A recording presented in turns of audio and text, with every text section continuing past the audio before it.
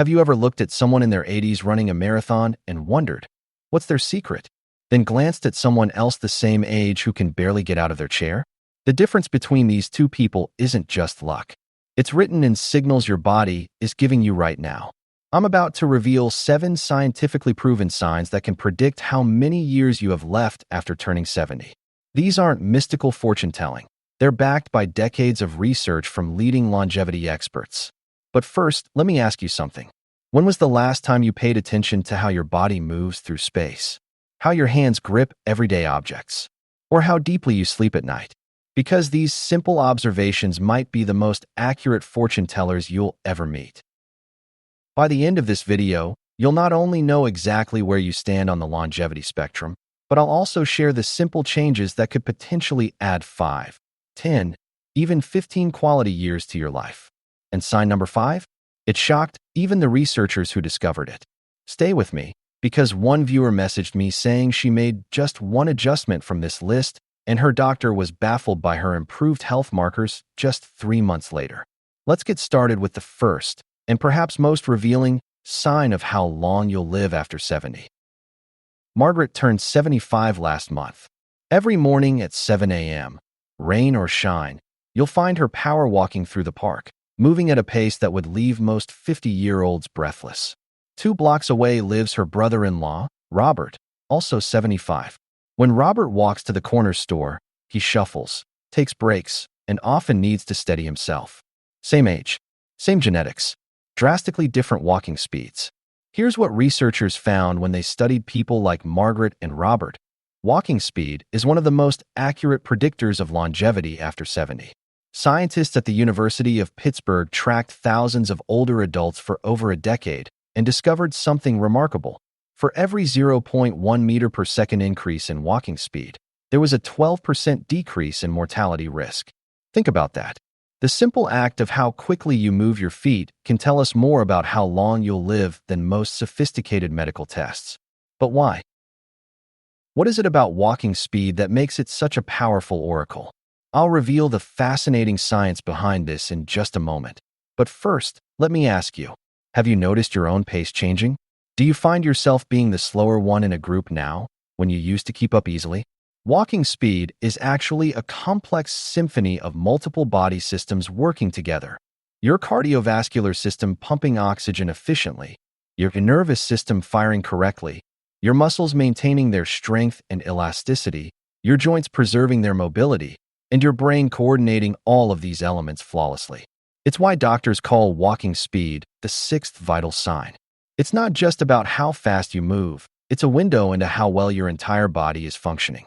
Now, remember Margaret with her brisk morning walks? What she doesn't realize is that her walking speed isn't just keeping her fit, it's literally rewiring her brain. Recent research shows that maintaining a brisk walking pace stimulates neurogenesis, the creation of new brain cells, even in your 70s and 80s. Here's something you can do today. Time yourself walking 10 feet. A healthy pace after 70 is about 3 to 4 seconds. Taking longer? Don't worry.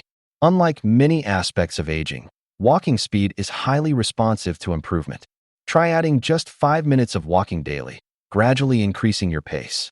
Studies show that within just 6 weeks, most people can increase their walking speed by 15 to 20%, potentially adding years to their life. But walking speed is just one piece of the longevity puzzle. The next sign might be sitting right at the end of your arms. Think about everything your hands do in a day. Opening jars, carrying groceries, turning doorknobs, holding onto railings. Now, imagine struggling with these simple tasks. That's the reality for many as they age, but it doesn't have to be yours. Meet David, 81, who can still crush a dynamometer, a grip strength measuring device, with the force of someone decades younger. His secret? Not what you might think. But before I share David's surprisingly simple routine, let's understand why grip strength matters so much. In a landmark study published in The Lancet, researchers measured the grip strength of nearly 140,000 people across 17 countries. What they discovered was astonishing. Grip strength was a better predictor of death from any cause than blood pressure or physical activity. For every 5 kilogram decrease in grip strength, researchers observed a 17% increased risk of cardiovascular death, 7% increased risk of heart attack, and 9% increased risk of stroke. But why would the strength in your hands be connected to your heart health? The answer reveals a fascinating truth about how our bodies age. Your grip strength is a reflection of your overall muscle mass and quality. As we age, most of us lose 3 to 8% of our muscle mass per decade after 30, with the rate accelerating after 60. This condition, sarcopenia, doesn't just affect how strong you look. It impacts every aspect of your health. Remember David, our 81-year-old with the grip of someone much younger? His routine involves something unexpected: gardening. The varied movements of digging, pruning, and carrying provide a full-spectrum workout for his hands and body. He's never set foot in a gym, yet his functional strength outperforms men years younger. Here's a simple test you can do right now. Try to hold a piece of paper between your fingers while someone tries to pull it away. Struggling? Try this 30-second exercise daily. Squeeze a tennis ball as hard as you can, hold for 3 seconds, release, and repeat 10 times. One study found this simple exercise improved grip strength by 10% in just 12 weeks. Those few minutes could translate to years of independence. But strength without stability is like a house built on sand. That's why our next sign is one you've probably never considered. I want you to try something right now, if you're able. Stand up, lift one foot about 6 inches off the ground, and see how long you can maintain your balance without holding onto anything. How long did you last? 5 seconds? 10 seconds? 30 seconds? According to research published in the British Journal of Sports Medicine, people over 70 who cannot hold this position for at least 10 seconds have an 84% higher risk of death within the next decade. Consider the case of twins James and John, both 72. Identical DNA, but vastly different abilities to balance on one leg. James can hold the position for nearly a minute, while John struggles to reach 5 seconds. What separates them? 3 years ago, James started a daily practice that takes just 2 minutes, but has dramatically improved his balance and potentially extended his life. I'll share his exact routine in a moment. Balance is a complex interplay between your inner ear, vestibular system, vision, proprioception, knowing where your body is in space, your brain's ability to integrate all this information, and your muscle strength to respond correctly. As we age, all of these systems can deteriorate. But the fascinating thing about balance, it responds remarkably well to training, even if you're already in your 70s or 80s. Remember James, who can balance for nearly a minute at age 72. His daily practice is surprisingly simple. While brushing his teeth morning and night, he stands on one leg, then switches to the other. That's it. 1 minute in the morning, 1 minute at night. Studies show this kind of balance training not only reduces fall risk by up to 50%, but also activates pathways in your brain that help maintain cognitive function. Speaking of cognitive function, wait until you hear about sign number 4. It's something you do for a third of your life that scientists now believe may be the most important predictor of longevity after 70. And most people are getting it completely wrong. I'll sleep when I'm dead. How many times have you heard someone say that? According to the latest research, they might be rushing toward that fate faster than they realize. Sleep isn't just rest. It's when your body conducts its most critical maintenance, clearing toxins from your brain, including those linked to Alzheimer's, repairing damaged cells, consolidating memories, and regulating hormones that control everything from hunger to immunity. Eleanor is 86 and has the cognitive sharpness of someone decades younger. Brain scans reveal she has almost none of the plaques and tangles typically associated with aging brains. Her secret? For 60 years, she's protected her sleep with the same dedication others give to exercise or diet. Meanwhile, her cousin Martha, 76, has struggled with poor sleep for decades. She's now showing early signs of cognitive decline and battles multiple chronic conditions. A study from UC Berkeley's Sleep and Neuroimaging Lab found that just one night of poor sleep can increase beta amyloid, the protein associated with Alzheimer's, by 5%. Imagine the impact of years or decades of sleep disruption. But here's something even more surprising about sleep and longevity. It's not just about getting 8 hours. There's a specific phase of sleep that researchers believe is the longevity zone, and most people miss out on it entirely. I'll reveal what that is and how to get more of it in just a moment. First, how can you tell if your sleep is truly restorative? Ask yourself, do you wake feeling refreshed or still tired? Can you fall asleep within 30 minutes of going to bed? Do you wake frequently during the night? Do you rely on caffeine to function during the day? Now, about that longevity zone of sleep. It's deep sleep, also known as slow-wave sleep. During this phase, your brain produces delta waves, and your body releases human growth hormone, critical for cell repair and immune function. As we age, we naturally get less deep sleep, but certain habits can help maximize what you do get. Keep your bedroom cool. 65 to 68 degrees Fahrenheit is optimal. Avoid alcohol within 3 hours of bedtime. It prevents reaching deep sleep. Create a consistent sleep-wake schedule and get morning sunlight to regulate your circadian rhythm. The quality of your sleep tonight could determine the quality of your life years from now. But while sleep rebuilds your body, there's something else that fuels it, and that's our next sign. Which would you guess is more important for longevity after 70? What you eat, or how your body processes what you eat? The surprising answer, according to the latest research, is the latter. Meet Harold, 92, who still works part-time, travels internationally, and has the energy of someone decades younger. Harold doesn't follow any strict diet. In fact, he enjoys dessert almost daily. But his body has maintained something researchers call nutritional resilience, the ability to effectively extract and utilize nutrients from food. As we age, several factors can diminish our nutritional resilience. Decreased stomach acid production, making it harder to break down proteins, reduced enzyme production, impairing nutrient extraction, changes in gut microbiome, affecting how we metabolize food, and appetite changes, leading to undereating or poor food choices. A fascinating study from the Georgia Centenarian Study found that centenarians, people who live to 100 plus, don't necessarily eat better than others. They simply maintain better digestive efficiency and nutrient absorption well into advanced age. But here's what's truly revolutionary. Researchers have discovered a master switch that can improve nutritional resilience at any age. I'll reveal what that is in a moment. But first, how can you tell if your nutritional resilience is declining? Warning signs include unexplained weight loss, feeling full after eating very little, decreasing enjoyment of food, digestive discomfort after meals, and increasing food intolerances. So what's that master switch for nutritional resilience? It's meal timing and eating patterns. Research from Dr. Sachin Panda's lab at the Salk Institute has found that restricting eating to an 8 to 10-hour window, a form of time-restricted eating, can dramatically improve nutrient processing and metabolic health. Try this. Eat your first meal no earlier than 9 a.m. and your last meal no later than 7 p.m.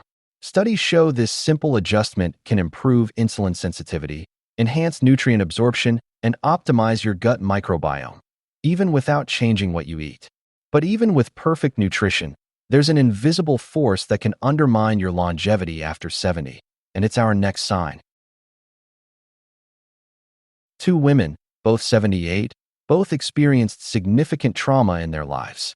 One developed chronic inflammation, accelerated cognitive decline, and multiple health conditions. The other remained healthy, sharp, and active well into her 90s. The difference? Not genetics, not diet, not exercise. It was their relationship with stress. When we experience stress, our bodies release cortisol, the fight or flight hormone that evolved to help us escape immediate danger. This is perfectly healthy in short bursts. The problem? Chronic stress keeps cortisol elevated, which suppresses immune function, increases inflammation, accelerates cellular aging, damages brain tissue, particularly in the hippocampus, the memory center, and disrupts sleep patterns. A groundbreaking study from UCSF found that telomeres, the protective caps on our chromosomes that shorten as we age, degrade much faster in people with poor stress management. Effectively, chronic stress accelerates your cellular aging process. But here's what's truly fascinating. Researchers have identified a stress antidote that can actually reverse some of this damage. It's not medication or elaborate therapy. It's something anyone can do in just 2 minutes a day. I'll share this technique shortly. First, how can you assess your own stress resilience? Ask yourself, do small inconveniences ruin your entire day? Do you find yourself dwelling on problems for hours or days? Do you experience physical symptoms during stress, headaches, digestive issues, tension? Is it difficult for you to fall asleep because your mind is racing? Now, about that 2-minute stress antidote. It's a breathing technique called 4-7-8 breathing. Inhale for 4 counts, hold for 7, exhale for 8. Dr. Andrew Weil's research shows this pattern activates the parasympathetic nervous system, rapidly lowering cortisol levels. When practiced daily for just 2 minutes, participants in one study showed a significant reduction in inflammatory markers and improved heart rate variability, both powerful predictors of longevity after 70. But even with perfect stress management, there's something else your body needs to thrive long-term. Something so fundamental to human existence that its absence can be more damaging than smoking 15 cigarettes a day. And that brings us to our final sign. In the famous blue zones, regions where people routinely live to 100 plus, researchers expected to find exotic diets or special exercise routines. What they discovered instead was surprising. The strongest predictor of longevity was social connection. In the Japanese village of Ajimai, Okinawa, elders form moai, social support groups that meet daily to share stories, meals, and life experiences. The region has the highest concentration of centenarians in the world. Meanwhile, in countries where isolation among the elderly is common, we see dramatically higher rates of cognitive decline, heart disease, and premature death. A meta-analysis of 148 studies involving more than 300,000 participants found that strong social connections increase survival by 50%, making social isolation more dangerous than obesity, physical inactivity, or air pollution. When we experience meaningful social connection, our bodies release oxytocin, sometimes called the love hormone. This powerful neurochemical reduces inflammation, lowers blood pressure, improves immune function, accelerates wound healing, and protects brain cells. But here's what's truly revolutionary about social connection and longevity. Researchers have identified a specific type of relationship that has the most powerful impact on health after 70, and it's probably not what you're thinking. I'll reveal this in a moment. First, how can you assess your own social connectedness? Ask yourself, do you have regular, meaningful interactions with others, not just small talk? Is there someone you could call at 3 a.m. if you had an emergency? Do you feel a sense of belonging to a community, whether family, friends, or interest groups? Do you regularly experience laughter and joy with others?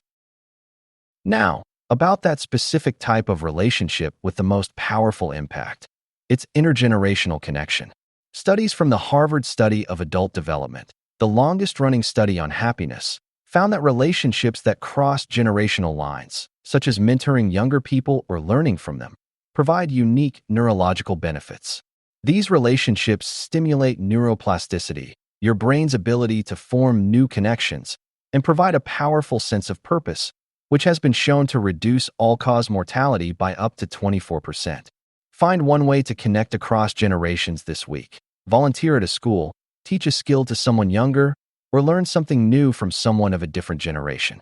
One study found just 4 hours monthly of intergenerational interaction improved cognitive test scores and reduced inflammatory markers in older adults. We've covered 7 powerful signs that can predict how long you'll live after 70. Walking speed, your pace through life, grip strength, your functional power, one-leg balance, your stability core, sleep quality, your nightly restoration, nutritional resilience, your metabolic efficiency, stress resilience, your emotional equilibrium, social connection, your human lifeline. The beautiful truth is this: none of these factors is fixed. Each one can be improved at any age, often with simple daily practices that take just minutes. Remember Margaret from the beginning, power walking through the park at 75? Last year, she couldn't walk a block without stopping. By focusing on these 7 areas, she transformed her health and likely added years to her life. Your body is speaking to you right now, telling you exactly what it needs to thrive for years, even decades, to come. The question is, are you listening? What sign from today's video most resonated with you? What small change could you make today to improve that area? Share in the comments below, not just for me, but to inspire others on their own longevity journey. If you found value in this video, please hit the like button and subscribe for more science-backed strategies.